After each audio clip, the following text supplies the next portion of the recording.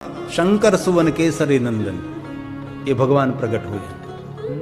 ये पूरी बहुत विस्तृत कथा है।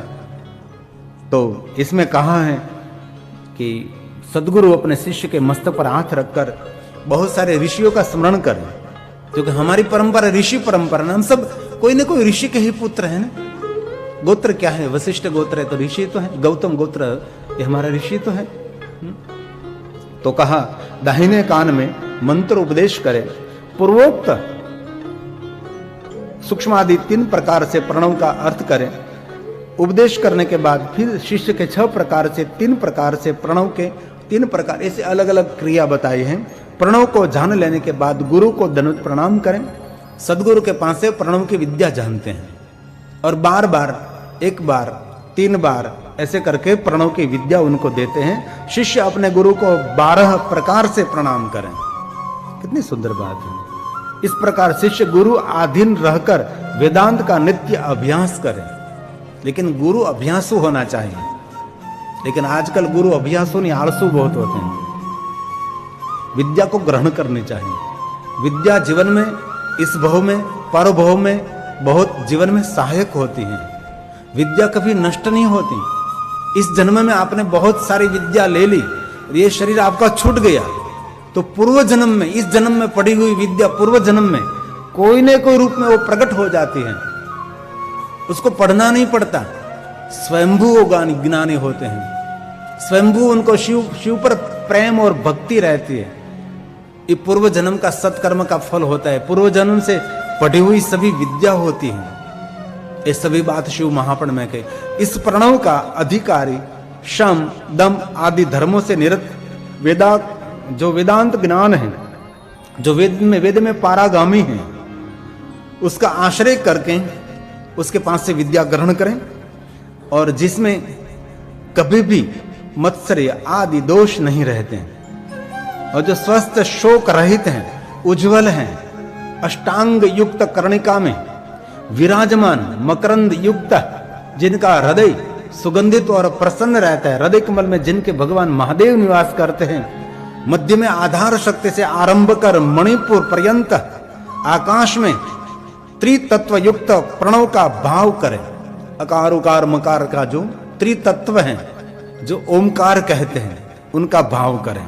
और कहा ओम इस एकाक्षर मंत्र का जो उत्साह से, उत्कंठ से उच्चारण करें। ओमकार का रणकार करना, ओमकार बोलना, वो सबसे बड़ी कला मानी जाती है। सबको शुद्ध ओमकार बोलना किसी को भी नहीं आता, बहुत कठिन है। तुम्हारे सहित मेरा स्मरण करे। जहां देखो वहां शंकर जी ने पार्वती को साथ में रखा है। यहां फिर से कह दिया कि आपके साथ मेरा ध्यान करें, कभी मेरा अकेला ध्यान नहीं, जरूर शक्ति को साथ में रखनी चाहिए। तुम्हारे सहित मेरा स्मरण करें, निरंतर मेरा ध्यान करता रहे। हे प्रिय, इस प्रकार से उपासना करने वाले पुरुष को मेरे लोक की प्राप्ति होगी, और वह मुझे जानकर मेरे सायुज्य को प्राप्त कर लेगा। सायुज्य मतलब भगवान शिव की जितनी आयु है, शिव सायुज्य मुक्ति को उसको प्राप्त होगा। जहां तक शिव रहे वहां तक वो रहेगा। लेकिन ये विद्या जानने के बाद, ये श्लोक महादेव ने गाया है, जो प्रणव की विद्या जान लेता है, जो प्रणव को प्राप्त कर लेता है, ये सभी भगवान शिव बोले हैं। ओम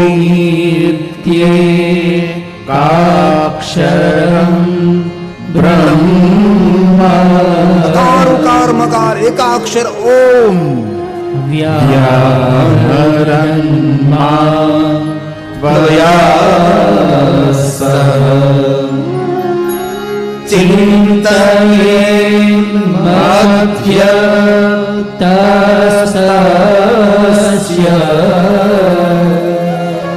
नित्यमुद्युक्त मानसः। ये भगवान स्वयं महादेव ने कहा है, जो कोई मनुष्य ऐसी क्रिया करेंगे, आपके सहित मेरा स्मरण करेंगे, जो पुरुष मेरे लोक की प्राप्ति करना चाहते हैं, वो मेरी उपासना करें। हे प्रिय, भगवान शंकर जी पार्वती को निरंतर प्रिय प्रिय प्रिय बोलते रहते। और कहीं कहीं कथा तो हमने उमा संहिता में सुनी तो एक एक श्लोक पर भगवान शंकर जी की पार्वती का नाम बदलते रहते हैं। एक नाम फिर से शिव नहीं बोले, ऐसे अलग अलग नामों से भगवान शंकर जी का, भगवान स्वयं शंकर जी भवानी का संबोधन करते रहे। ऐसे भगवान शंकर जी का ऐसा वरदान है। इसलिए शिव सायुज्य मुक्ति जिनको प्राप्त करना है उनके लिए शिव सहित मां भवानी का स्मरण करना चाहिए। इसलिए तो अकार उकार मकार ओमा ओमकार नमः शिवाय, एक क्या है, शिव शक्ति का स्वरूप माना जाता है ना। इस शिव का भी है और शक्ति का भी इसमें निरूपण है। इसलिए श्रेष्ठ और महामंत्र आदि मंत्र ओम नमः शिवाय मंत्र माना जाता है। ये अंतिम श्लोक है तीसरे अध्याय का। एवं विद्यो एवं विद्यो जो कोई मनुष्य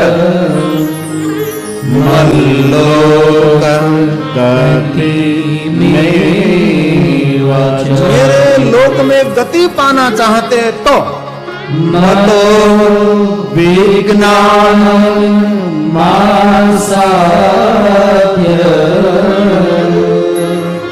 नमस्यायुज्य फलम प्रिय। जी का वचन है, कैसा वरदान है? नमस्यायुज्य फलम प्रिय। मत सायुज्य फलम प्रिय। इसलिए शिव और शक्ति का समन्वय मंत्र जिनको प्रणव स्थूल प्रणव कहा जाता है, ओम नमः शिवाय। इस संन्यास पद्धति में सब कुछ बहुत उनका विस्तार होता है। हम सब तो ज्यादा संसारी हैं, लेकिन संसारियों लोग की बहुत गहन प्राप्त करना आवश्यक नहीं। हमारे लिए सरल मार्ग पंचाक्षर मंत्र है, लेकिन संन्यास धर्म में जो प्रवेश करते उसके लिए बहुत महत्व का कार्य है। तो तीसरा अध्याय कैलाश संहिता का हमने पूर्ण किया। अब चतुर्थ अध्याय प्रारंभ करें, लेकिन इससे पहले बागेश्वरी आधारित हम थोड़ी मिनटों के लिए थोड़ा सा संकीर्तन करेंगे तो ठीक रहता है, मन परमात्मा में स्थिर होता है।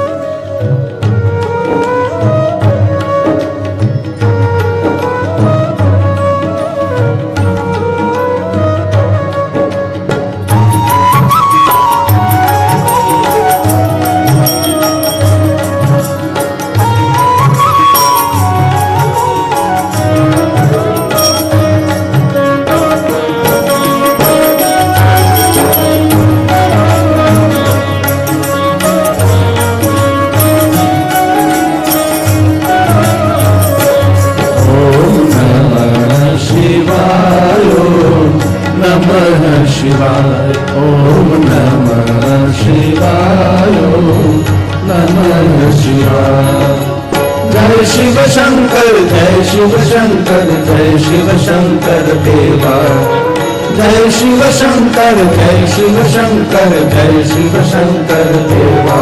ओम नमः शिवाय नमः शिवाय ओम नमः शिवाय नमः शिवाय। महादेव महादेव महादेव महादेव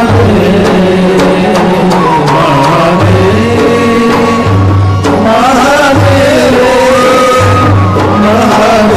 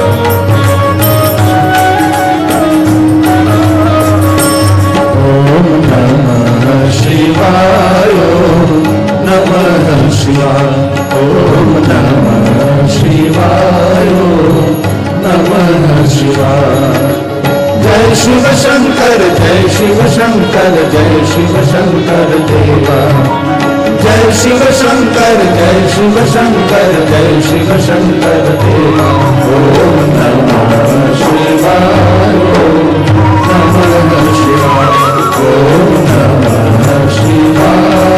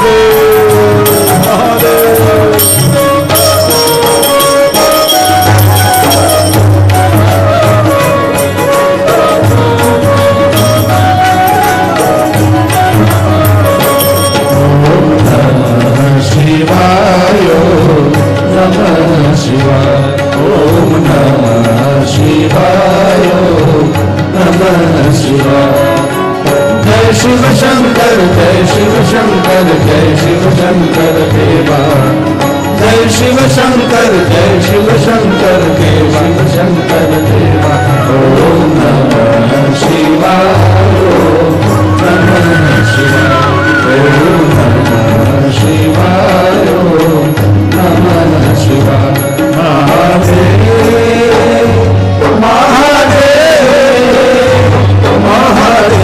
महादेव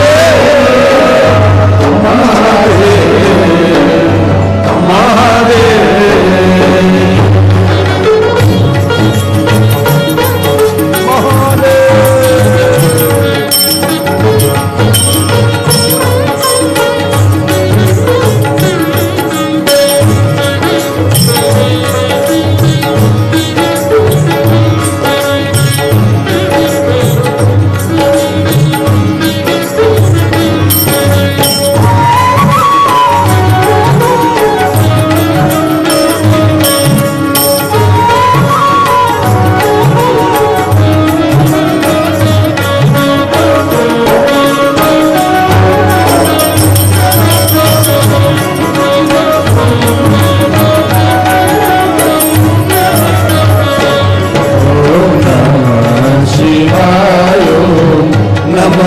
शिवाय ओम नमः शिवाय नमः शिवाय।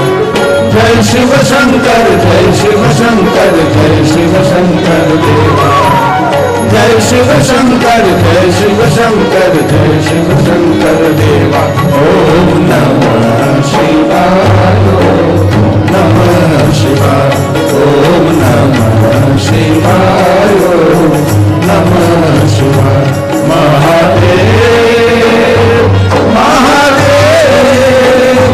महादेव महादेव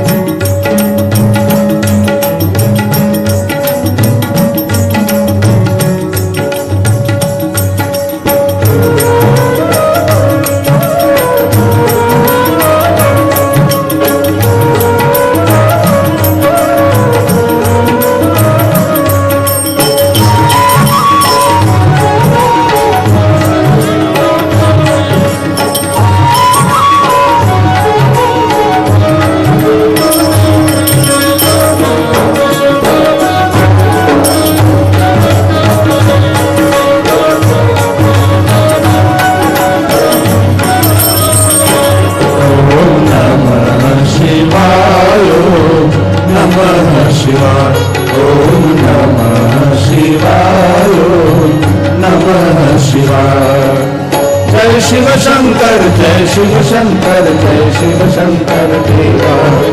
जय शिव शंकर जय शिव शंकर जय शिव शंकर देवा। ओम नमः शिवाय नमः शिवाय ओम नमः शिवाय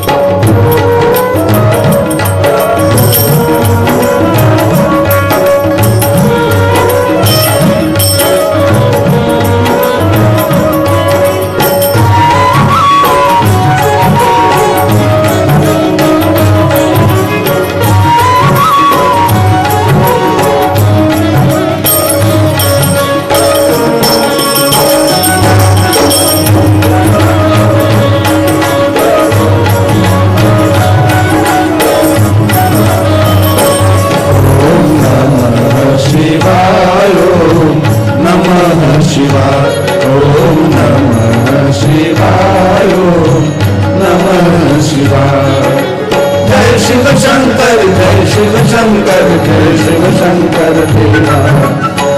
शिव शंकर जय शिव शंकर जय शिव शंकर देवा। ओम नमः शिवाय नमः शिवाय ओम नमः शिवाय नमः शिवाय। महादेव महादेव महादेव महादेव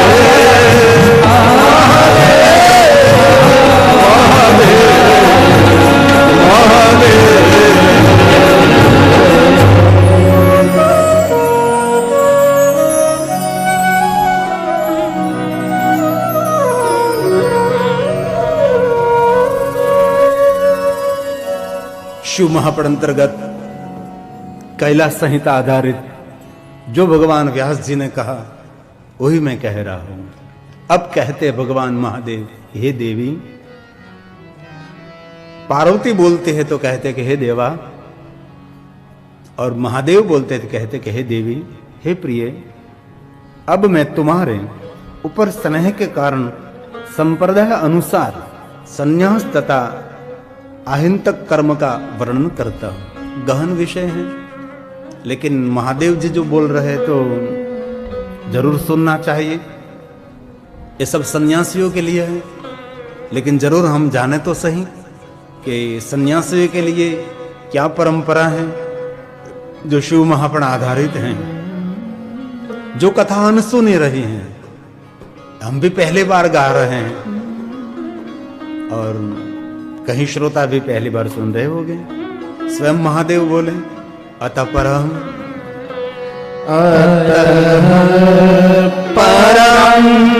प्रवक्ष्यामि। सुनो देवी,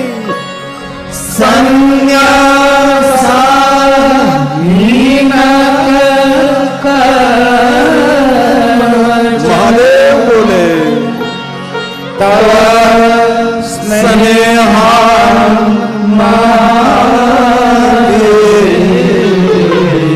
स्नेहान महादेवी संप्रदाय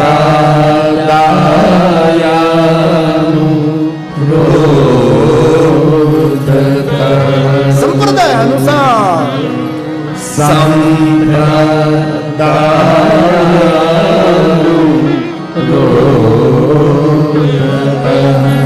भगवान स्वयं देवी को कह रहे हैं। महादेव बोल रहे हैं, महादेवी, यति ब्रह्म मुहूर्त में उठकर, यति मतलब सन्यासी, विरक्त साधु, उनके लिए कहा यति ब्रह्म मुहूर्त में उठकर शिरः स्थित सहस्त्रदल वाले श्वेत कमल पर बैठे हुए गुरु का ध्यान करें।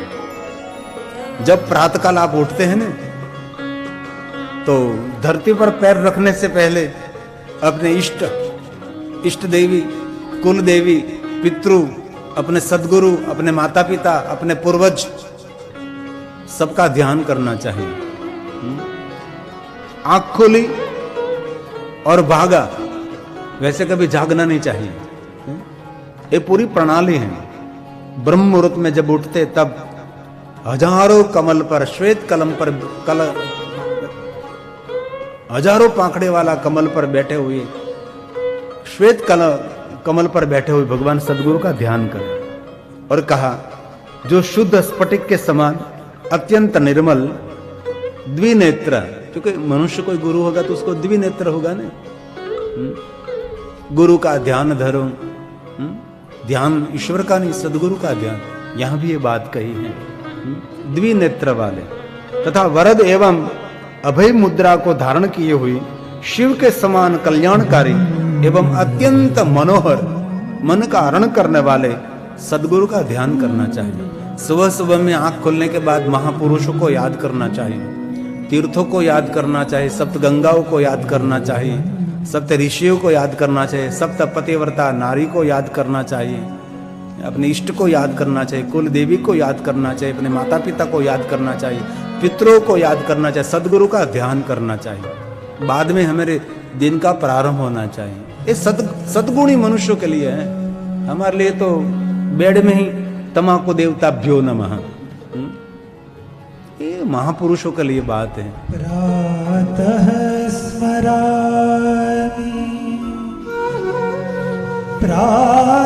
स्मरामि भवभीतिहरं सुरेशम् गंगाधरं वृषभवाहनं ममोऽम्बिकेशं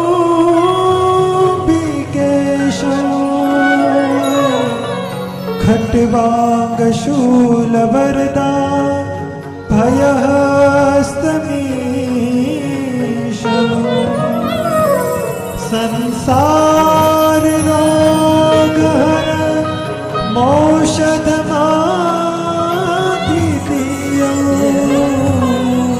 प्रातः स्मर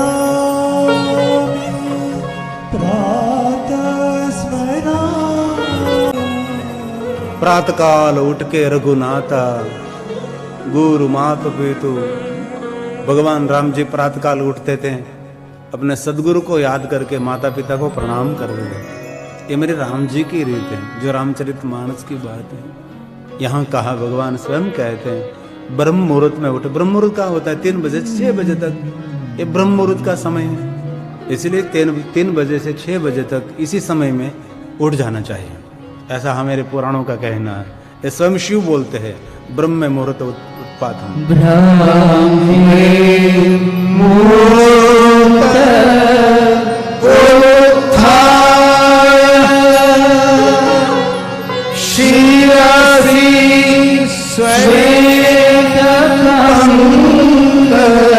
श्वेत कमल पर विराजमान गुरु जी को प्रणाम करे, शिरसी नमनम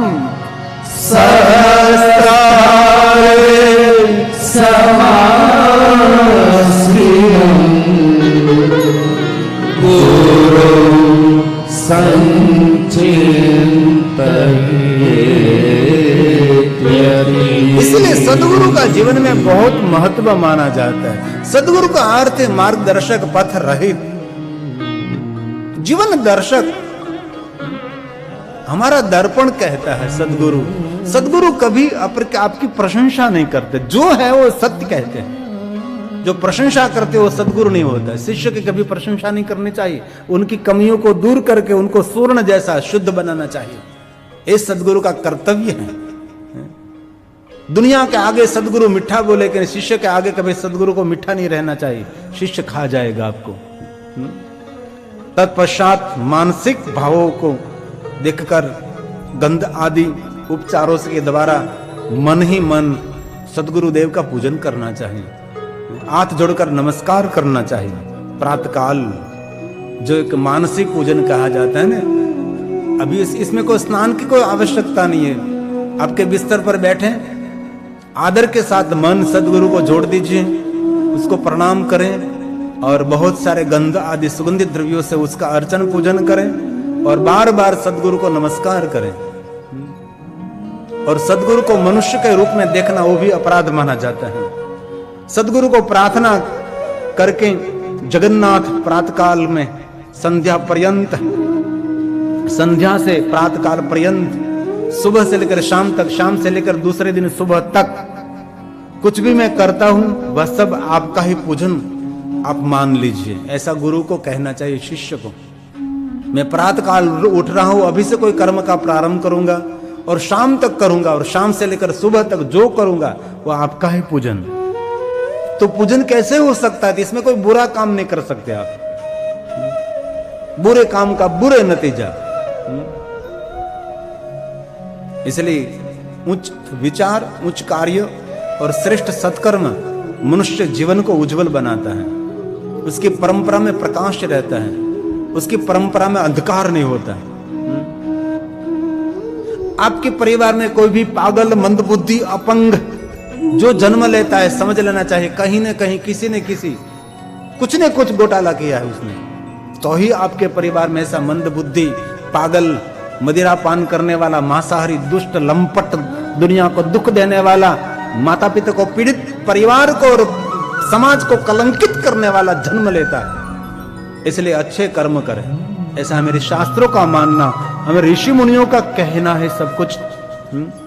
इसलिए इसमें कहा है शिष्य अपनी शरणागति सदगुरु के आगे स्वीकारे।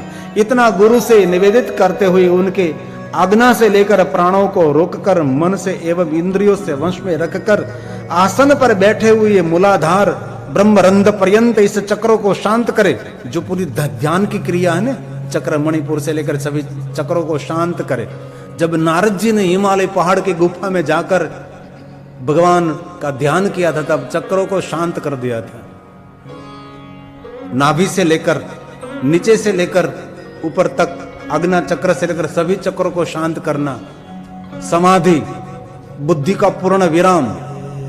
दुनिया को तो भूल जाना, लेकिन अपने अंग और शरीर स्वयं को भूलना, उसको ध्यान कहा जाता है। अयुतो शिवः अयुतो में आत्मा शिवः अयुत सर्वं चक्षुः शिवः अयुतं श्रोत्रं शिवः अयुतं मे प्राणः शिवः अयुतो मे अपानः शिवः अयुतो मे व्यानः शिवः अयुतो सर्वं शिवः शिवः शिवः। मूलाधार से ब्रह्मरंध्र पर्यंत 6 चक्रों को ध्यान करें। ध्यान करने के बाद करोड़ों विद्युतों के समान, एक विद्युत नहीं, करोड़ों विद्युतों के समान सर्व तेजोमय है। उन चक्रों को मुझ सच्चिदानंद निर्गुण सदाशिव अनामय, जिनका कोई नाम नहीं, ब्रह्म का चिंतन करें। तदंतर मुझ सच्चिदानंद परमात्मा शिव से अपने को अभिन्न समझकर अंदर और बाहर से यथेष्ट भगवान शिव को समर्पित हो जाए। अभिन्न मतलब मैं और शिव अलग नहीं है। मैं जो हूं वही शिव है, जो शिव है वही मैं हूं, वैसा भाव संपूर्ण प्रकट करें। 6 चक्रों को शांत करने में करोड़ों विद्युत ये पूरी क्रिया है। ये सबके लिए संभव नहीं, ये बहुत गहरा विषय है। शिव महापुराण में जो कहा है वो कहने का प्रयास करते, लेकिन ये संसारी मनुष्य जो चिंतित, भयभीत, उद्वेग से भरा रहता है, जो लोभ, ईर्षा, अदेखा, बहुत सारे कीड़े पड़े रहते हैं अंग में, उसका कोई काम नहीं है। जो निर्मल है, निर्मल चित्त है, दुनियादारी से परे हैं, कमलवत हैं, उनके लिए सभी संभव बनता है। जैसे शिव वैसे मैं, जैसे वो मैं हूं वही वो है। ये भगवान शिव के साथ जुड़ने की एक महान क्रिया होती है। ये सबके लिए तो ये संभव नहीं माने जाते हैं, लेकिन ये महादेव ने सब कुछ कहा है, इसलिए हम आपको कहने का प्रयास करते हैं। प्रातः प्रभूति श्लोक शंकर श्लोक में सभी श्लोक नहीं गा रहा हूं, कोई श्लोक इनमें से, क्योंकि महादेव की वाणी हमारे साथ रहे, क्योंकि महादेव के स्वयं के मुख से निकला हुआ प्रसाद है, इसलिए हम गा रहे हैं। प्रातः प्रभूति सायंते सायागी भगवान ने कहा प्रातः काल से लेकर संध्या, संध्या से लेकर प्रातः काल यत् करोमि महादेव तदस्तु तव